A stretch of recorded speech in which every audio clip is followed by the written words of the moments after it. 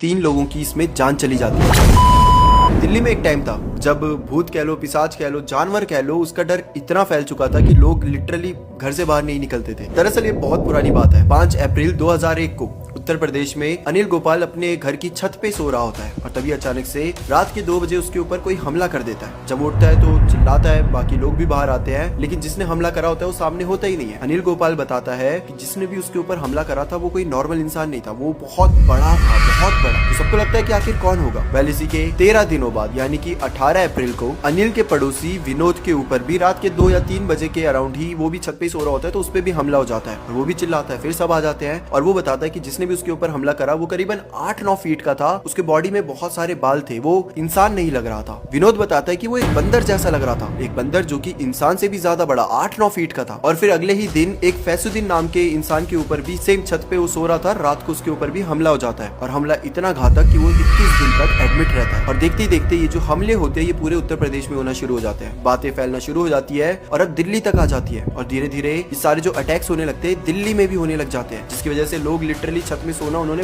बंद कर दिया था। हर तरफ से रिपोर्ट्स में आने लग जाता है कि ये जो भी अटैक कर रहा है वो आधा इंसान है और आधा बंदर है, यानी कि मंकी मैन, काला बंदर। 2001 की अप्रैल से लेकर मई तक टोटल 100 से ज्यादा केसेस आते हैं और मोस्टली जो केस थे वो आते हैं दिल्ली से। ये खौफ इतना ज्यादा फैल जाता है कि 3 लोगों की इसमें जान चली जाती है। और इसके बाद तो पूरी दिल्ली में इतना खौफ बढ़ चुका था कि लोग गुट बनाकर पहरा देते थे कि आप सो जाओ, हम पहरा देंगे, जब हम सोंगे तो आप पहरा देना, ताकि कभी भी काला बंदर आ जाए तो लोगों को पता चल सके। भारत की बड़ी से बड़ी अखबार और बड़े से बड़े न्यूज चैनल ने ये सारी चीजें बहुत अच्छे से कवर करी थी। उनकी हेडलाइंस में सिर्फ होता था काला बंदर, और फिर एक दिन अचानक से काला बंदर गायब हो गया। किसी को उसके बाद से पता ही नहीं चला कि वो काला बंदर कहाँ गया। वेल, ये किस्सा इतना फेमस था कि आप सबको भी याद होगा। तो आप सबका इसके बारे में क्या कहना है? क्या ये सिर्फ र्यूमर्स थे, मिथ थे, या फिर सच में कोई काला बंदर था?